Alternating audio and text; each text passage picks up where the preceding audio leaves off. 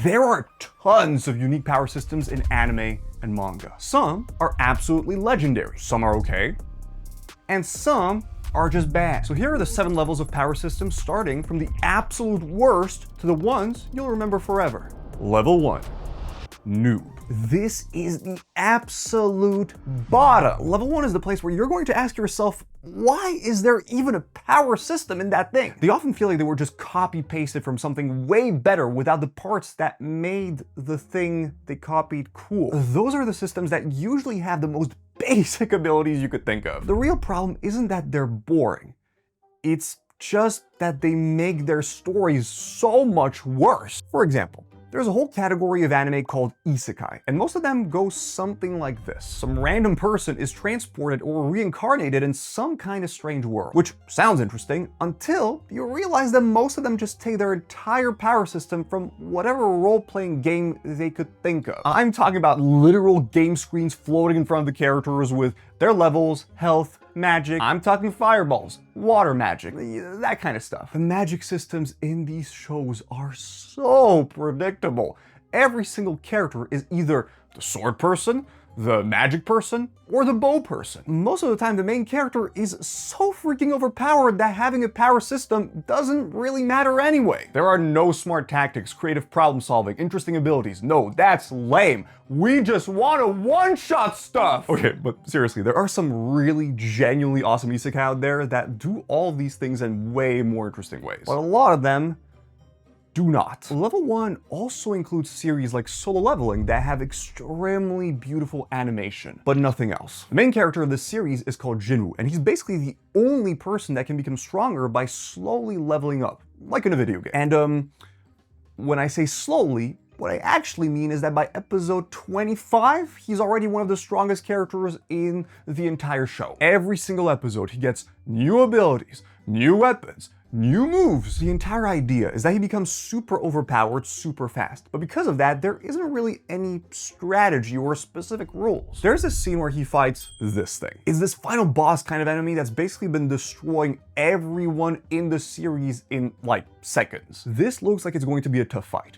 They both go all out. Jinwoo is having a very difficult time. They punch each other. They start flying. The insect attacks. Watch out, watch out, watch out! As Jinwoo is about to lose, the video game system appears and saves Jinwoo, and he wins the fight without a scratch. Listen, the video game thing is cool, but if it's the solution to every problem, then what is the point of a power system? But seriously, I genuinely like Solo Leveling. The fights are cool, the action scenes are beautiful, and honestly, sometimes you just want to watch someone get ridiculously overpowered and one-shot their enemies without having to think too much about how everything works. But does that create an interesting power system? No. Awesome fights, bad power system. And here's the thing. Good systems are about many things like clear rules, limits, consistency, cool powers, original abilities that you've never seen before, and so much more. The best systems combine all these things, but level 1 systems do not have any of these things. Level 2, background character. Level 2 is where things get a tiny bit better, and that's because they focus on the basics. We're starting to see power systems with some depth and a couple of cool abilities here and there, but they're still very far from perfect. They do their job, but in the end, they're still basic. Let's take Demon Slayer. The power system in this series is literally breathing. And basically, the more characters master their breathing, the stronger they get. The cool part is that there are a bunch of different styles of breathing, like fire, water, and even love breathing for some reason. Don't get me wrong, the abilities are not that crazy. I mean, most of the characters just have different ways of swinging a sword. But we're definitely starting to see some complexity with the different categories of breathing, or even limits where characters can only do certain moves a certain amount of times. Everything looks visually beautiful, but it's not to hide the fact that there's nothing there. Yeah, it looks absolutely gorgeous and makes your eyes explode, but underneath all that, there's some interesting stuff. Level 2 power systems also include legends like Dragon Ball. Hey, whoa, it's fine. Calm down. Let me explain.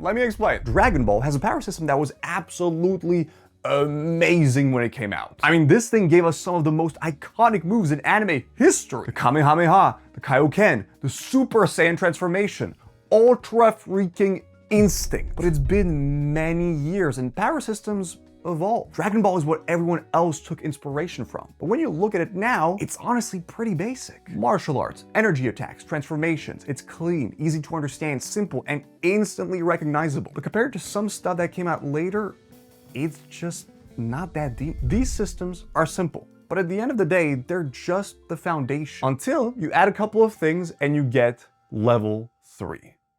Side character. Level 3 is where things get creative. Power systems start having their own style, their own unique touch, but they're still figuring out how to balance everything. These are the kind of systems that make you go, ah, that's pretty interesting. They don't nail everything, but the foundations are pretty strong. In Mob Psycho 100, the power system is literally just how emotional can the main character become. The characters have something called psychic powers, which basically means they can do stuff like telekinesis, go really fast, use telepathy, and a bunch of other pretty basic powers. It's the same psychic stuff we've seen a million times before, just with a pretty cool twist. Every once in a while, you'll see this counter on the screen that goes from 0 to 100. It usually happens when the main character is getting angrier or sadder, or just when he gets some kind of emotion. And every time you see that number going up, you're sitting there like, oh my goodness, he's gonna do it. There are some consistent rules, and there's more depth than just a dude using random abilities. But it's not super strict rules. And that's the thing. Mob Psycho 100 is the first power system on this list that I would consider a soft power system. Basically, from what I understand, there's this really famous author called Brandon Sanderson. And he said that you can either have a hard magic system, which is the kind of thing where there are a lot of strict rules that are very clearly explained. And it can almost feel like you're reading some kind of encyclopedia. And then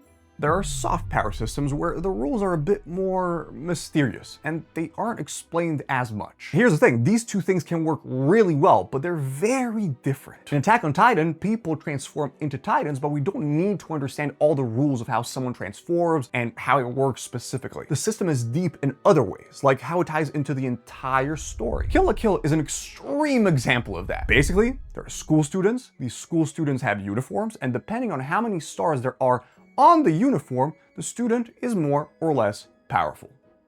That's it. I don't think there's anything especially interesting with this power system, but it's super creative and it looks completely different from anything else out there. This system serves the series over-the-top style perfectly, but it's about as mechanical as a dream. Sometimes that's enough. But sometimes you want a power system that can surprise you with some strategy. And that's where we get level 4. Main character. Every power system in level 4 is memorable for one reason or another. These systems represent a big leap in depth. They're usually really good in several ways, but great in one specific way. Let's take Frieren. This series puts so much effort into creating this detailed system where magic is developed over centuries. There's a scene where a mage apprentice is fighting against a demon. This guy used to be one of the deadliest wizards on the planet, and that's because he invented a spell called Zoltrak. It was extremely powerful magic that people used to attack other people. But as time went by, mages became smarter and smarter and learned how to use magic in a bunch of different ways. Until one day, Zoltrak went from one of the deadliest spells you could imagine to just a basic spell. Instead of characters learning new abilities over weeks or months, Frieren shows us what happens when someone has literally centuries to perfect their craft. It's a much more scientific and realistic way of showing magic. It's complex and extremely consistent. But here's the thing, all of these spells are the most generic fantasy spells ever, which is probably exactly what the author was going for, even though it's not always super fun. Level 4 also has super chaotic power systems that are basically the complete opposite of Frieren. If I tried explaining the Dandadan system to you right now, I'm not sure I could, honestly. The series combines Japanese spirits, alien powers, and psychic abilities into one system, but it never really explains how these completely different things are supposed to work together. It makes everything extremely fun, and the abilities are super iconic. There is no logic, nothing that explains why certain powers work the way they do, and that's fine. But it is very chaotic, which can sometimes lead to very confusing moments where you have absolutely no idea what's going on. As a bonus, level 4 also includes Bleach because Bankai is the single best power-up in anime history. Period. Level 4 powers basically nail one piece of the puzzle, but they're still missing a little something. They are so close to greatness, and they show you glimpses of what could be absolute perfection, but they're held back by a couple of flaws. And I get it, sometimes authors do all of these things on purpose. But that is the difference between level 4 and level 5.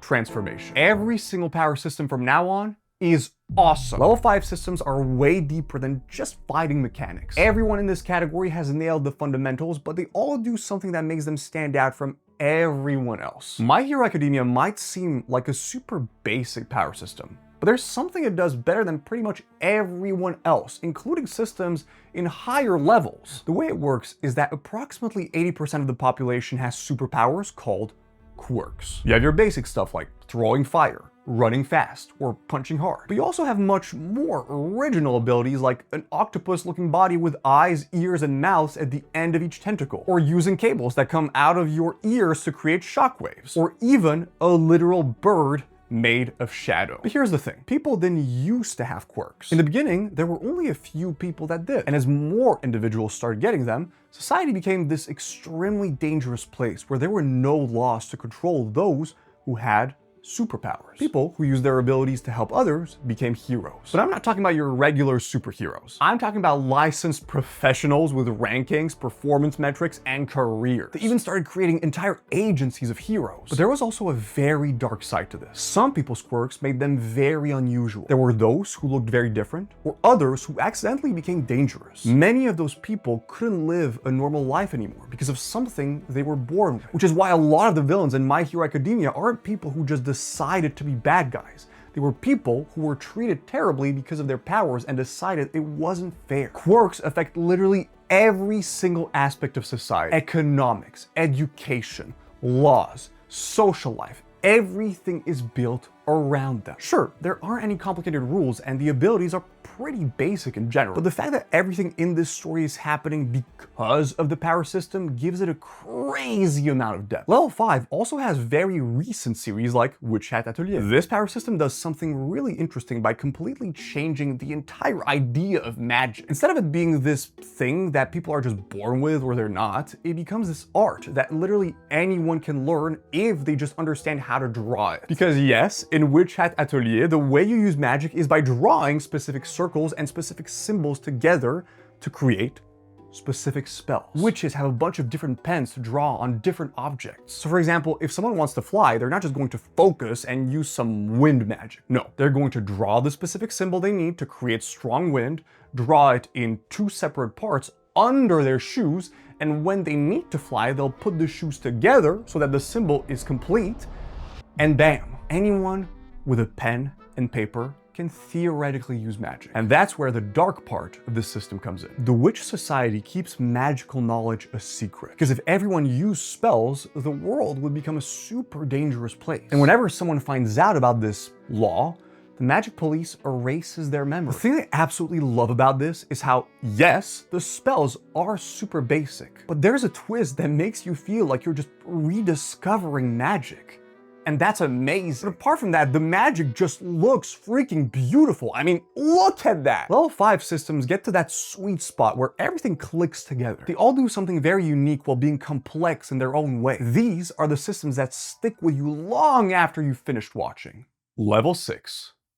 Overpower. Everything from this point bangs. Those are power systems that nail several things, which ultimately makes them extremely deep in a couple of ways. Level 6 is where creators stop playing by anyone else's rules. There might be similar power systems out there, but these guys are unique in a way that would be really hard to replicate. They're not just good or great.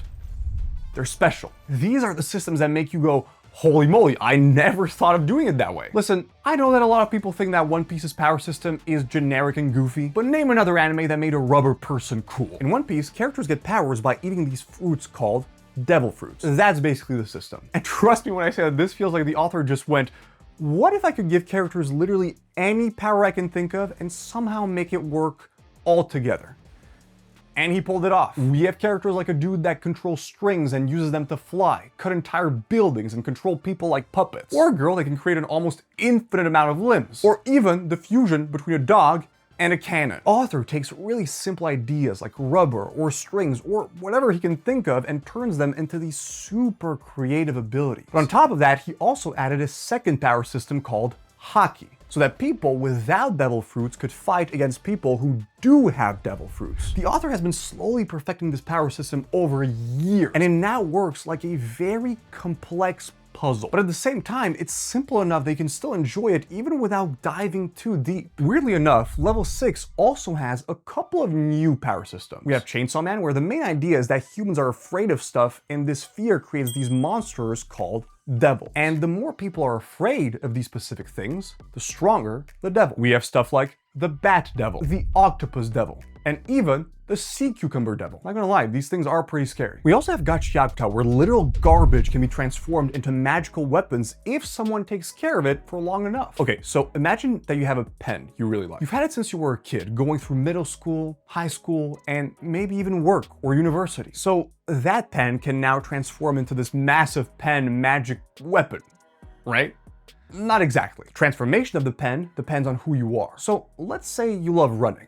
Maybe your pen will turn into this extremely fast pen hoverboard. Or maybe you love cooking, so your pen will turn into this kitchen tool where instead of the ink is the exact oil you need for a certain meal. It all depends on the person. And that's basically Gachiakuta's power system. Level 6 systems are created by people who have mastered all the regular approaches and decided that it just wasn't good enough. What makes these systems special is the combination of creativity and a lot of thinking. In some cases, these power systems just need a little bit more time. In other cases, they're almost perfect. Almost. Because that is the title reserved for level 7, the strongest. We are now at the absolute peak of power system. Level 7 isn't just great.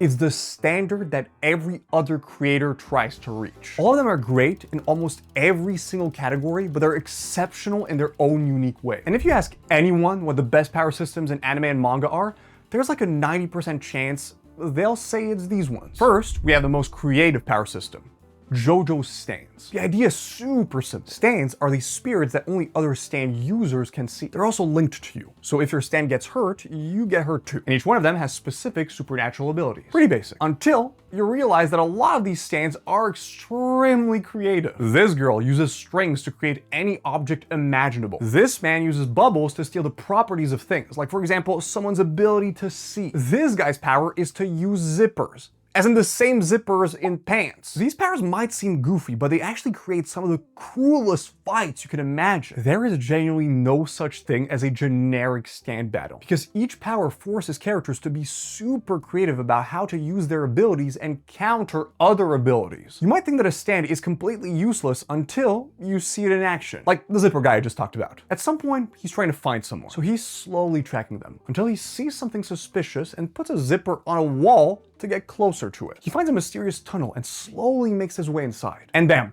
there's the guy he was looking for. My man starts fighting him and throws his stand. His arm is trapped. Solution, turn it into a zipper to free himself. He then proceeds to punching the enemy as fast as possible and cuts several rock pillars by turning them into zippers. But then he casually receives a phone call while fighting, so of course he just takes his phone out of his pocket. No, I'm kidding. All this time his phone was actually inside of his face thanks to a zipper. This system rewards intelligence over raw strength. Battles aren't won by whoever has the biggest power level. They're won by whoever understands their powers the most deeply. It is the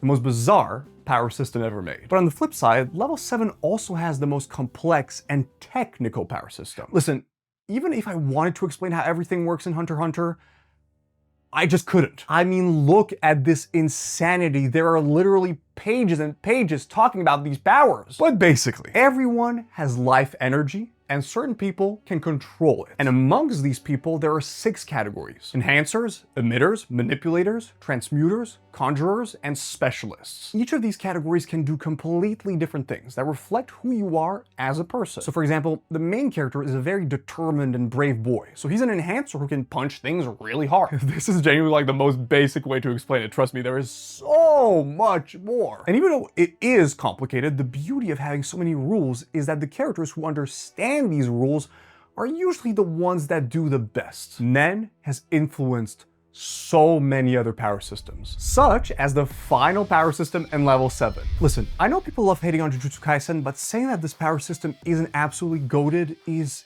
insane. Jujutsu Kaisen is what happens when someone studies every great power system that came before, identifies what made each one of them special and then creates something completely new. The binding vow concept is where the system reaches true brilliance. It's basically Nen conditions and limitations refined and perfected for modern storytelling. Characters can accept restrictions to increase their power, but the restrictions can be temporary, permanent, conditional, or situational, which create... the rules are not very simple. But seriously, there are so many rules, and I genuinely don't understand the power system that well. But from what I've heard, the author said that they wouldn't be able to explain it even if they wanted to, so that makes me feel a little bit better. But here's the important part. In the world of Jujutsu Kaisen, negative emotions create cursed energy. And if there's enough cursed energy, it will create cursed spirits, kind of like in Chainsaw Man. Problem is that regular people can't control their negative energy, which is why there are a lot of these monsters. The people who can control this energy are called sorcerers, and it's their job to fight these monsters. I definitely think JJK is worse than Hunter x Hunter when it comes to the rules and explaining everything, which is why the more the series went on, the more people were confused about the power system, and it genuinely felt like certain moments didn't fully make sense. So based on the complexity of the rules, the depth, consistency, Hunter x Hunter is the superior power system. But when it comes to how original and cool the powers are, I think JJK is more memorable. Gojo's limitless technique, summoning Mahoraga, the Black Flash, all these abilities are iconic. Combined with the fact that the power system is fully tied to the story and the world, that's the perfect combo. I mean, the power system is basically the reason the story happens in the first place. Level 7 power systems reach the peak in completely different ways. They prove that power systems aren't just tools for fights. They're often one of the biggest reasons these series become as popular and loved as they are.